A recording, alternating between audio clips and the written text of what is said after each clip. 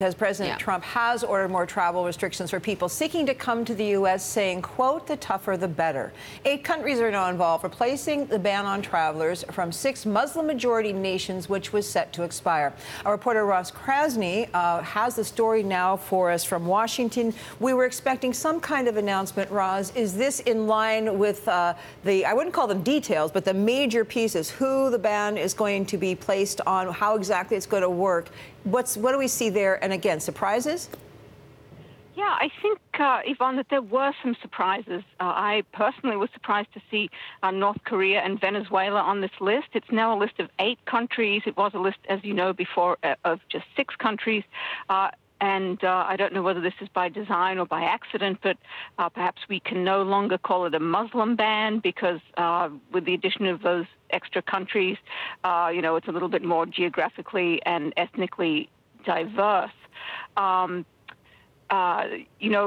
of the things that the administration has done is given a grace period until middle of October, so there could be a little bit less confusion about this ban.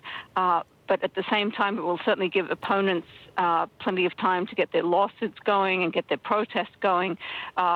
Just a very interesting development. And of course, the administration had to do something today because their previous ban was set to expire. So that really is the bottom line. Yeah, so these new restrictions, there is a grace period, Roz, but as you mentioned, of course, with the legal disputes that happened with the previous attempts, how likely are we going to see this actually go through and actually avoid all this mass confusion that we saw in the airports?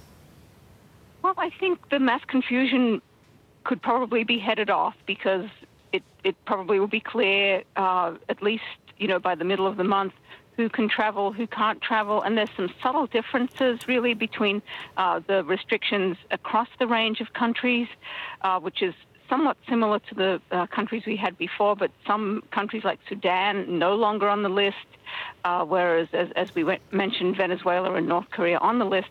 I think there's probably enough time to get this mostly straightened out. And there are, as I say, some differences. In some instances, students will be allowed to get visas. The restrictions on Venezuela seem mostly targeted at government officials. And in the case of North Korea, the executive order from President Trump basically says that the government there doesn't cooperate with the United States in any way, shape, or form. And it's that cooperation and the willingness to share information about a country's citizens that is really the test here as to whether they ended up on the banned list or not.